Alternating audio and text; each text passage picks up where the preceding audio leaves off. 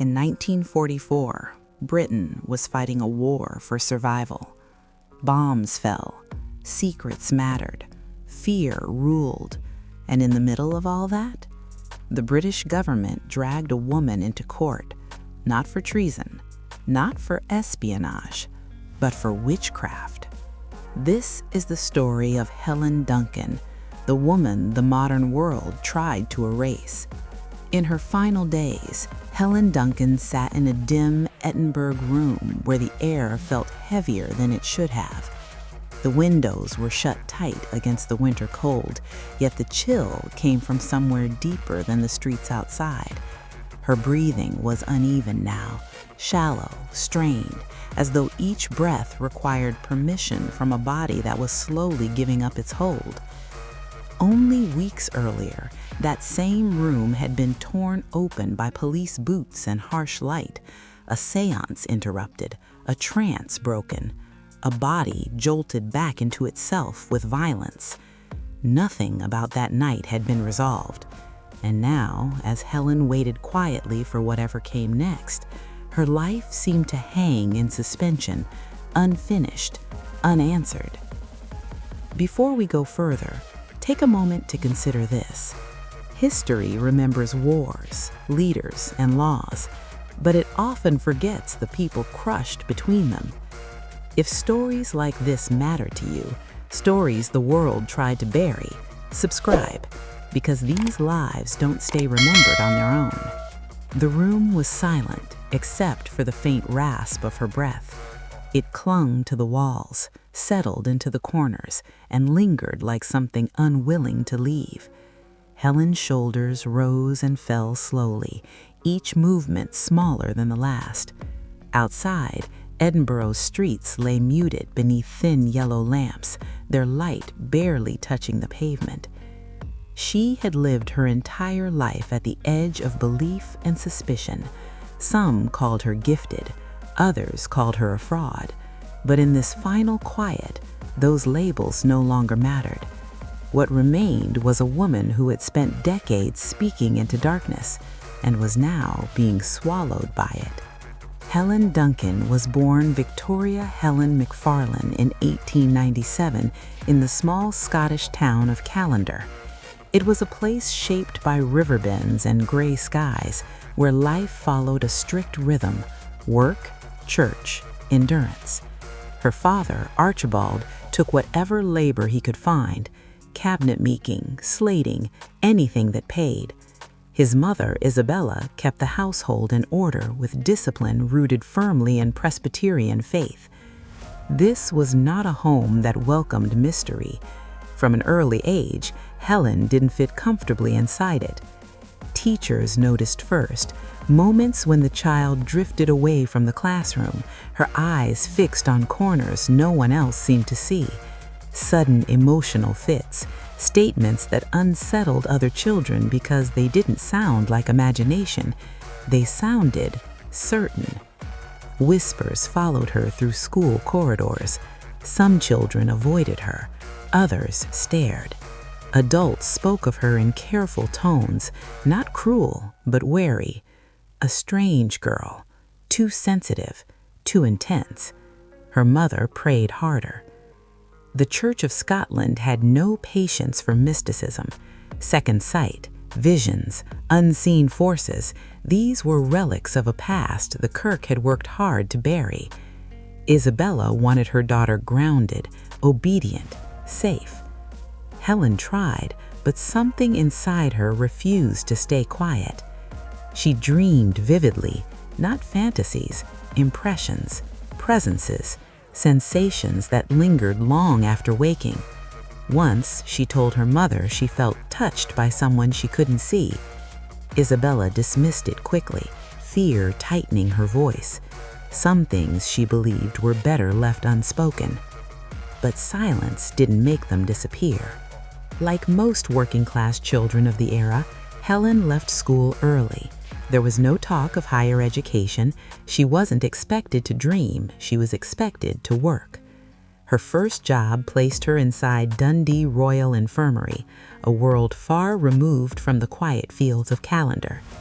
The infirmary taught her something early. Death was not dramatic, it was constant. Men arrived broken by factories, children weakened by illness, families whispered prayers beside beds that often fell silent by morning. For someone already attuned to grief, the infirmary didn't create her sensitivity, it sharpened it. Here, Helen learned how much people needed answers medicine couldn't give. At night, the corridors stretched long and hollow. Lamps cast thin light across stone floors. Sometimes she paused, listening, unsure whether the sound behind her was footsteps or something imagined. The boundary between thought and sensation blurred. The world outside was changing too. Europe edged towards war. Pressure tightened on families like hers. Helen returned exhausted, caught between duty and an inner world she didn't understand and couldn't escape. Then came the dreams again. One night, she woke convinced someone stood beside her bed. The sensation wasn't frightening, it was intimate, familiar, as if something had always been there, waiting for her to notice. She lay awake until dawn, staring at the ceiling, wondering how one life could hold both fear and curiosity without tearing itself apart. That question would shape everything that followed, because Helen Duncan was not seeking attention. She was not seeking power. She was seeking meaning in a world that would soon decide she was dangerous for doing so. By the time Helen Duncan married Henry Duncan in 1916, the world around her was already breaking apart. Europe was at war. Young men vanished into uniforms. Letters arrived folded too carefully, carrying news no family wanted to read. Grief seeped into homes quietly, settling into corners like dust no one could fully clear away. Henry was a cabinet maker, steady, practical, shaped by wood and routine. He carried injuries from his service but bore them without complaint. Where Helen was inward and searching, Henry was grounded, and somehow that balance held. They lived simply, small rooms, plain meals, long days. Helen became a mother again and again, 12 pregnancies in total, yet only 6 children survived. The others slipped away before she could learn their faces properly. Loss did not announce itself with drama. It arrived silently, one absence at a time. For many women, grief hardened into resignation. For Helen, it did something else. It opened a door. At first, the gatherings were small, barely noticeable. A neighbor grieving a husband, a woman who had lost a child, a few chairs drawn into a circle, curtains pulled tight, hands clasped more for courage than ritual.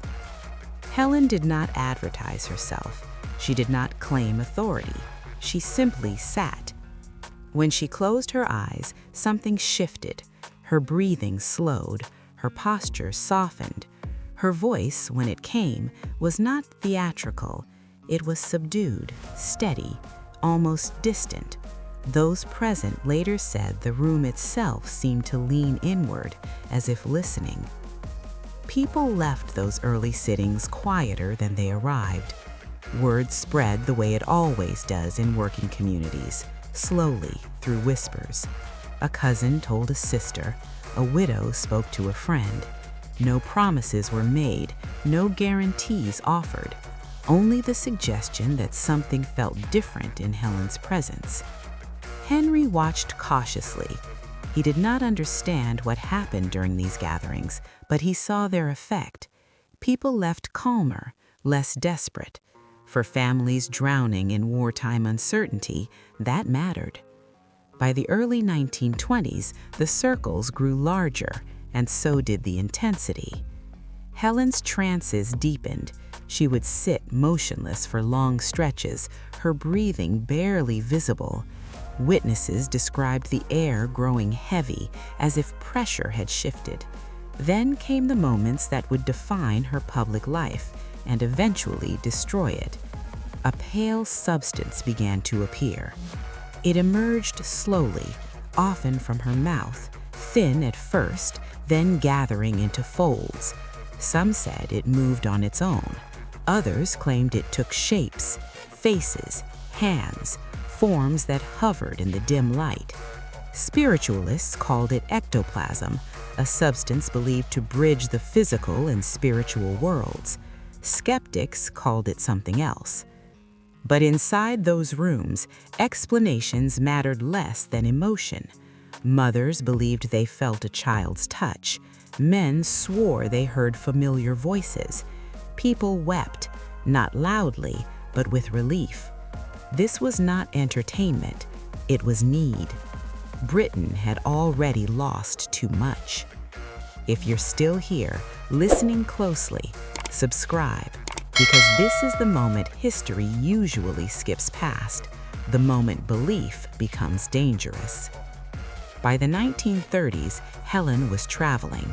Homes, halls, borrowed church basements. Each room carried its own atmosphere: coal smoke, damp walls, nervous anticipation. Some gatherings were crowded, others held only a handful of people sitting stiffly in borrowed chairs. She did not dress theatrically, no flowing robes, no dramatic gestures. She remained the same working-class woman she had always been, plain-spoken, unadorned, almost awkward outside the trance. But inside it, something unsettled the room. Reports grew more elaborate. Some swore they saw figures step from behind curtains. Others described hands brushing shoulders, breath near their ears. Not everyone believed, but no one left untouched. And with attention came scrutiny. Photographers arrived unannounced. Investigators sat quietly in back rows, watching her hands, her mouth, the shadows. One photographer used sudden flash photography mid-séance, tearing the darkness apart with white light. The images that followed were brutal. Grainy photographs captured distorted forms, cloth, crude shapes, unfinished figures frozen mid-creation. Skeptics seized on them. Proof, they said, dolls, fabric, fraud. Believers argued the flash disrupted something delicate, that the manifestations collapsed under interference. Helen herself recoiled during these moments, shaken, disoriented, her trance torn apart. She did not defend herself loudly. She rarely spoke publicly at all, but the watching intensified. Scientific men arrived with notebooks and measuring devices. Some came curious, others came hostile. They wanted control, conditions, lighting, restraints. They wanted certainty in a world that no longer offered it. And Helen, whether through belief or instinct, struggled under that weight. Under bright lights, her trances faltered. In laboratories, her body resisted. When investigators lunged to seize the substance they believed fraudulent, panic overtook her. The trance collapsed violently. Accusations followed. Still, people kept coming, because for every skeptic, there was someone who had lost everything and needed to believe that love did not simply vanish. Late one evening, after a particularly tense gathering, Helen remained alone in the room, chairs still arranged, lamp burning low, the air thick with what had passed through it. She sat quietly, and then, softly, she heard it, the faint rustling of cloth. Not behind her, not beside her, somewhere in the room, just beyond sight, gentle, deliberate, as if something had adjusted its position in the darkness. She did not panic. She listened. That sound had followed her since childhood, appearing at thresholds, at moments when her life shifted direction, and now it returned heavier than before, because the world was no longer just watching, it was preparing to act. By the mid-1930s, Helen Duncan's name no longer traveled quietly. It appeared in letters passed between investigators, in newspaper columns written with raised eyebrows, in conversations where belief and mockery shared the same breath. What had once been private grief, shared in dim rooms, had now become something public, something to be tested, and science had arrived with its sleeves rolled up. The men who came to examine Helen did not come for comfort. They came with notebooks, measuring tools, and the firm belief that anything unexplained must eventually submit to control. They believed truth lived under bright lights, not behind curtains. Helen felt the difference immediately. In homes, grief softened the air. In laboratories, suspicion sharpened it. The rooms were wrong, too clean, too exposed. Lamps burned harshly instead of flickering. Observers sat close, too close, watching her mouth, her hands, the rise and fall of her chest. Every movement was noted, every breath questioned. She tried to enter trance, but the state came slowly now, as if something inside her resisted being summoned on command. When the ectoplasm appeared, thin, pale, incomplete, hands lunged, scissors flashed, men grabbed, and the moment shattered. In one infamous session, as investigators surged forward, Helen panicked. The substance collapsed, retreating violently back into her throat. She gagged, her body convulsed. The trance broke not gently, but brutally. Fragments were seized. Later, the verdicts were delivered with satisfaction. Paper, cloth, egg white, fraud. Photographs circulated, grainy images frozen mid-collapse, shapes that looked ridiculous under full light, crude, unfinished, embarrassing. Newspapers reproduced them eagerly. Skeptics celebrated. The story was settled, they said. But Helen never claimed control over what happened in trance, and that distinction mattered, at least to those willing to listen. Because under pressure, her mediumship didn't become clearer, it became weaker. One man in particular would shape the narrative against her more than any other, a celebrated psychical researcher with a flair for drama and exposure. He approached Helen not as a question, but as a conclusion waiting to be proven. His sessions were staged like confrontations, bright lights, observers crowding her space, instruments introduced without warning. When an X-ray machine was wheeled toward her body, cold, humming, invasive, something inside Helen snapped. She fled the room in terror, tearing at her clothing, sobbing in the street outside as witnesses stared. The event was recorded, not as a human breaking point, but as evidence. From that moment on, Helen Duncan was no longer treated as a grieving woman navigating something she barely understood. She was treated as a problem.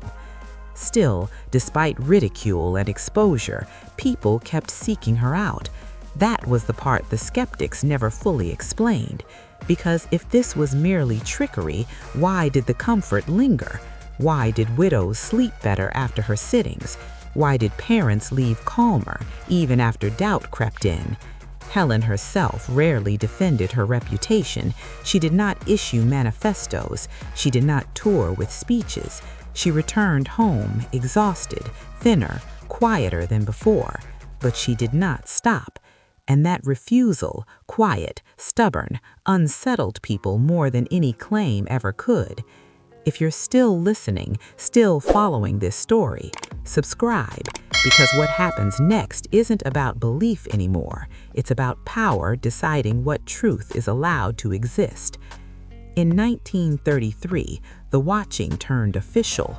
During a séance in Edinburgh, someone struck a match.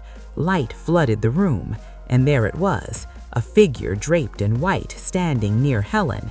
In the darkness, it might have passed as something otherworldly. In full light, it could not.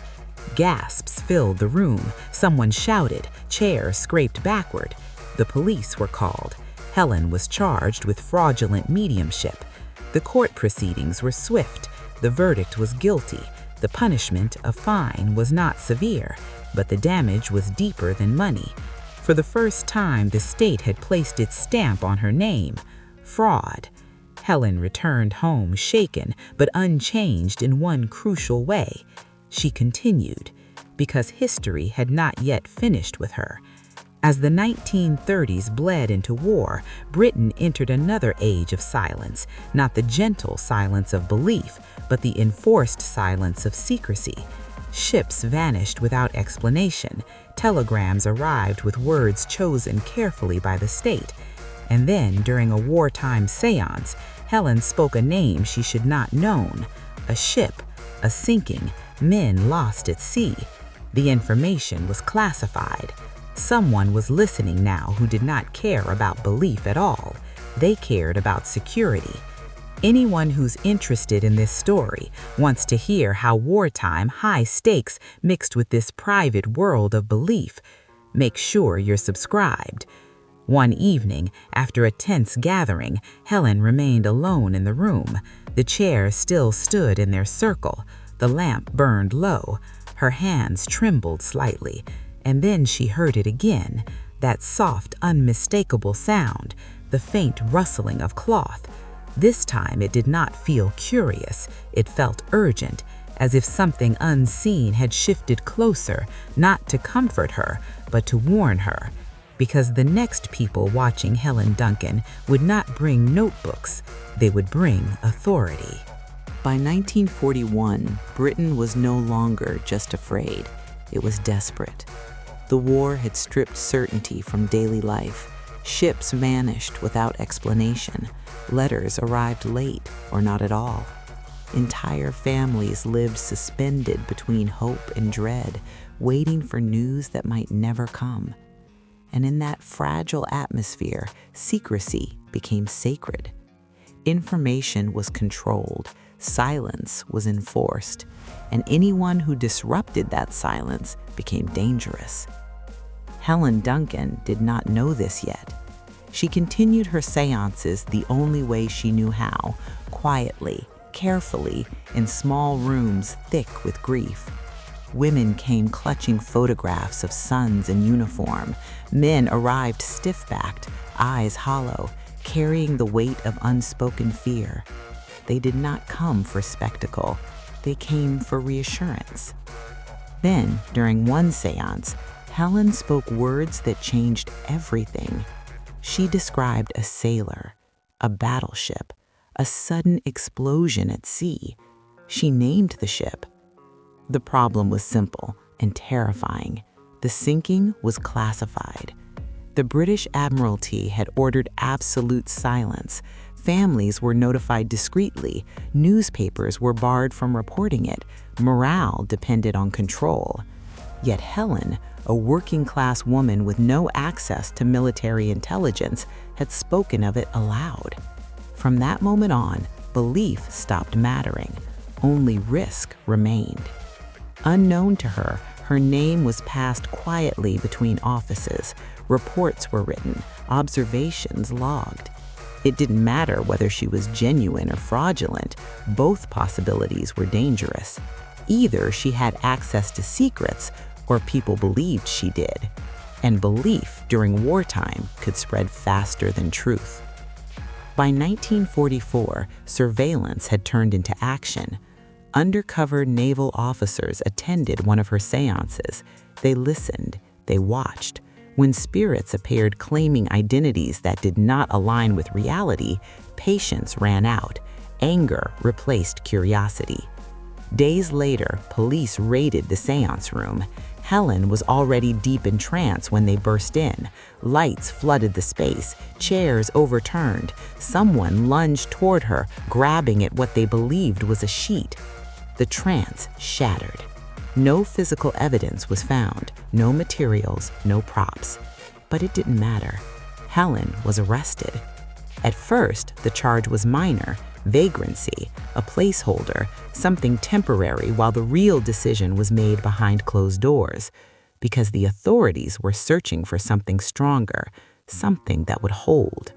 They considered conspiracy, espionage, but none of it fit cleanly. There was no proof she was briefed, no evidence she acted deliberately. So they reached backward, far backward. They pulled a law from 1735, nearly 2 centuries old, the Witchcraft Act, a statute designed not because the state believed in magic, but because it feared false belief. A law meant to punish those who claimed supernatural powers, relic legislation long dormant, until now. Helen Duncan was charged under it. When she was told, the word hung in the air like an echo from another age: witchcraft. She thought of her mother's fear of superstition, of whispered Scottish stories passed down quietly, of how the modern world had promised it was done with such things. Apparently, it wasn't. Helen was denied bail and sent to Holloway Prison, not a holding cell, not a temporary lockup, a prison built for society's threats. Inside, iron gates slammed shut behind her, stone corridors swallowed sound. Other inmates whispered, wondering what kind of woman ended up here under such a charge. Helen did not understand it herself. She sat in her narrow cell at night, listening to footsteps fade down corridors, feeling the weight of something ancient pressing in from all sides. This was no longer about séances. This was about example. And somewhere in that silence, she heard it again, that familiar sound, the faint rustling of cloth. It drifted through the stillness, not alarming, not gentle, but heavy with warning, as if something that had followed her all her life had stepped inside the prison walls with her. Her trial took place at the Old Bailey. The courtroom felt unreal, vast, polished, echoing with centuries of judgment. Journalists filled the benches, officials watched carefully, spiritualists sat rigid with hope, skeptics leaned forward, ready. Helen stood quietly. The charges were read in archaic language, their phrasing lifted from another century. She was accused of pretending to conjure spirits, of causing the dead to appear. She asked to demonstrate. The judge refused. Witnesses spoke. Some described comfort, others described deception. Photographs were presented, investigators testified. The war loomed behind every word, unspoken but present. The prosecution did not frame her as a con artist. They framed her as a liability, someone who disrupted secrecy, someone who unsettled control, someone the state could not afford to ignore. The jury deliberated for less than half an hour. The verdict? Guilty. Sentence? 9 months imprisonment. As the words settled into the room, Helen whispered something almost lost beneath the murmurs. "I have done nothing. Is there a God?"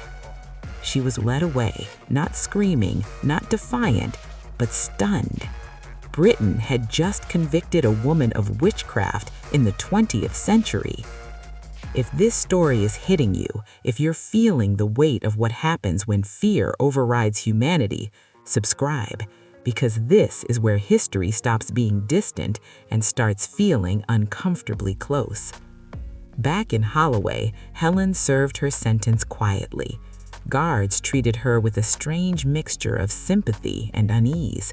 Some left her door unlocked at night. Others avoided her gaze. Outside, the war raged on. Inside, Helen listened, sometimes to footsteps, sometimes to silence, and sometimes to that soft rustling sound, now gentler, as if reminding her she was not entirely alone. When her sentence ended, she stepped back into the world thinner, weaker, but unbroken. The Witchcraft Act would be repealed years later, too late for her. But her story was not finished, because what prison could not take from Helen Duncan, her body soon would. When Helen Duncan walked out of Holloway Prison, no one was waiting with cameras. There was no apology, no statement, no correction issued quietly in the margins of history. Freedom, it turned out, could feel almost as confining as a cell. She emerged thinner than before, her posture altered. shoulders slightly rounded, as if her body had learned to fold inward to protect itself. The air outside felt unfamiliar, too open, too loud. Even the light seemed sharper, less forgiving. 9 months had taken something from her that could not be returned. At home, life resumed in fragments. Familiar objects felt distant, like artifacts from another lifetime. Her children studied her cautiously, sensing the change without knowing how to name it. Henry tried to help in practical ways: meals, warmth, quiet. But there were wounds no routine could reach. The state had not only punished Helen, it had exhausted her. She attempted to return to séances, but something was different now. The trances came slower, less completely. Her breathing labored, her concentration wavered. Where once she slipped into altered states with ease, now her body resisted, as if afraid of being dragged back somewhere it barely survived. And fear had consequences. Physicians began to take notice. Helen complained of chest pain, shortness of breath, episodes of weakness that left her shaking. Doctors spoke carefully, avoiding definitive language, but the signs were clear. Her health was failing. Some supporters urged her to stop completely, to rest, to disappear quietly into obscurity. Others begged her to continue, believing that if she stopped, the injustice would win twice. Helen stood somewhere between them, uncertain. She did hold a few more sittings, modest, private, stripped of anything theatrical. No publicity, no announcements, just small groups of people seeking peace in a world still bruised by war. But even then, she could feel the strain. Each trance felt like crossing a river against a current that grew stronger every time. One evening, after a brief sitting, Helen collapsed. She was helped to a chair, her face pale, her breathing shallow. Someone fetched water, another reached for a doctor. As she recovered, she whispered something to no one in particular, words barely audible. "I won't let me finish." No one knew whether she meant the séance or her life. By 1956, Helen Duncan was largely out of public view. Her name no longer appeared in newspapers. The war had ended. New fears had replaced old ones. Britain moved forward, eager to forget uncomfortable chapters. But Helen's body remembered. She suffered multiple health crises, heart-related, compounded by stress and years of strain. Medical care could only do so much. The damage was cumulative, invisible until it wasn't.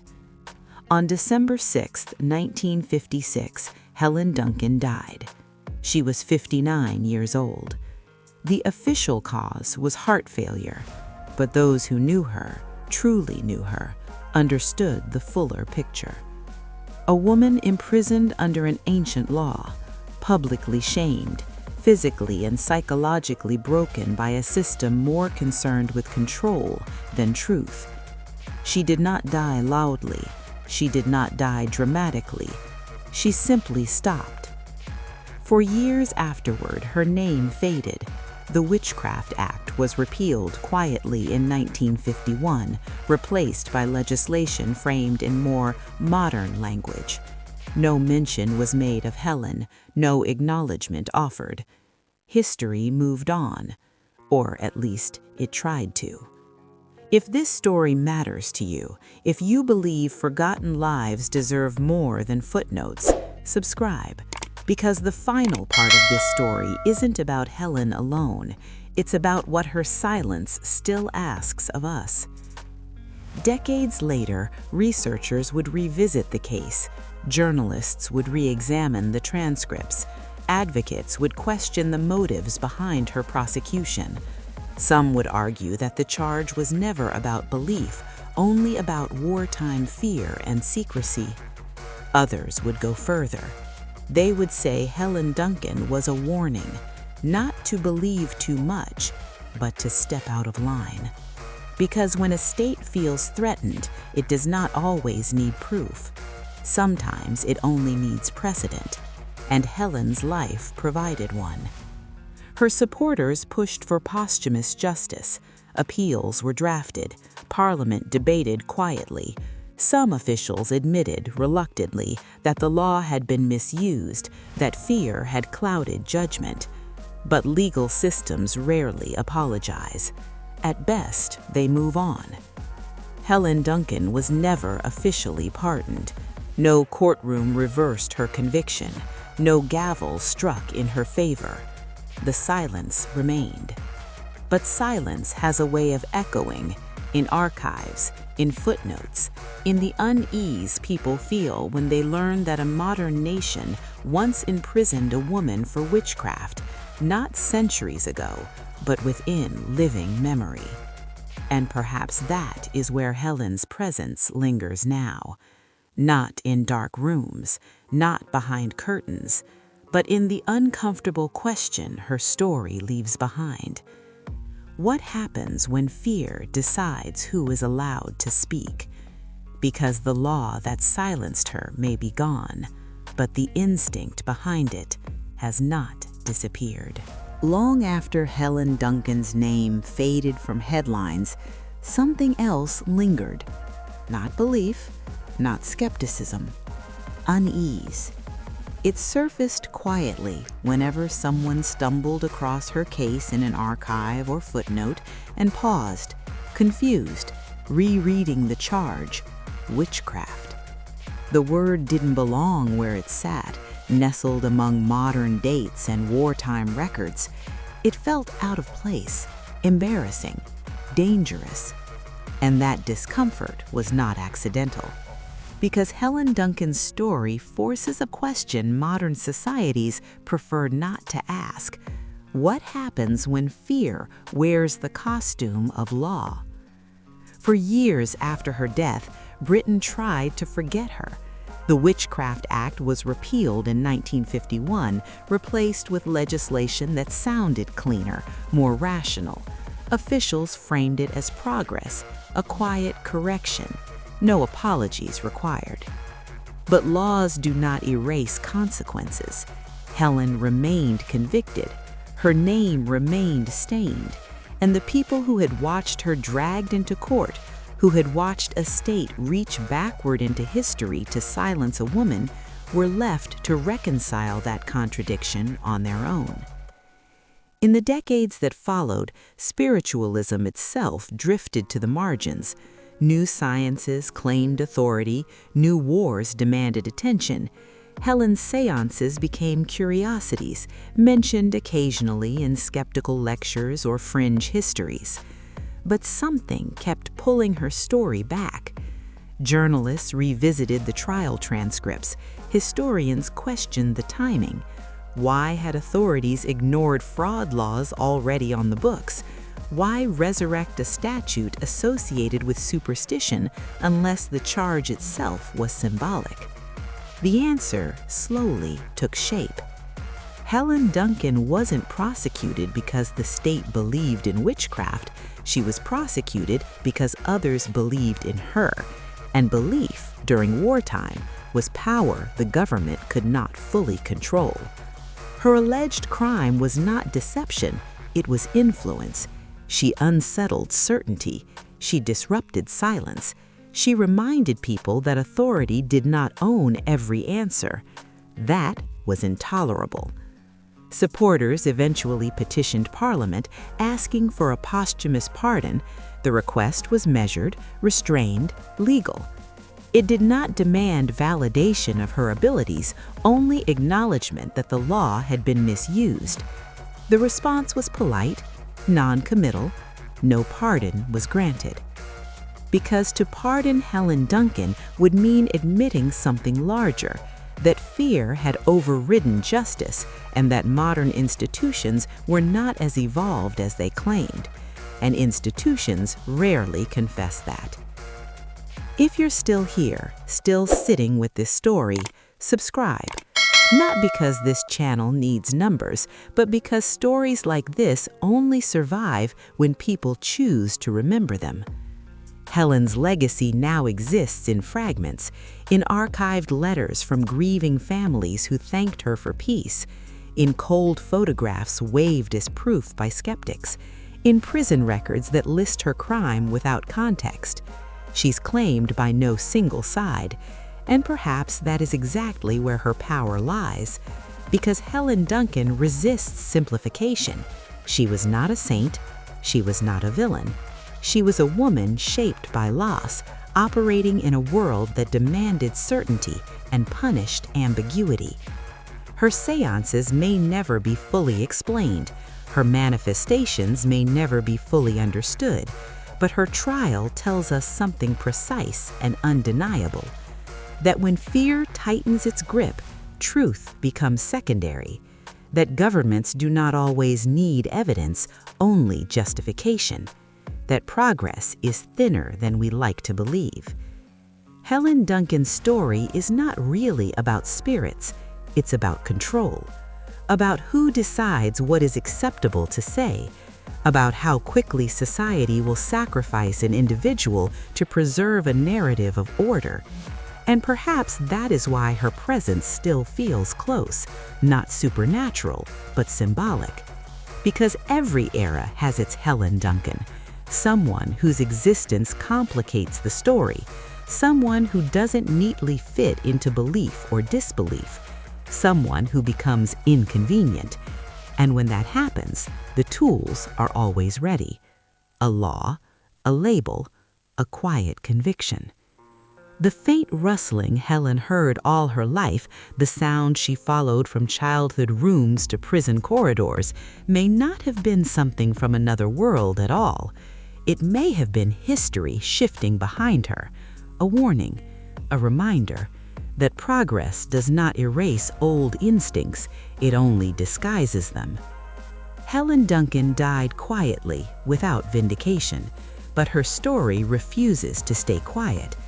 It asks us to look closer when power claims certainty, to question laws that appear suddenly convenient, to remember that justice is not guaranteed by time alone. And most of all, it asks something uncomfortable. If this could happen then, what makes us so sure it can't happen again? Because the silence that followed Helen Duncan was not empty, it was listening. And it still is.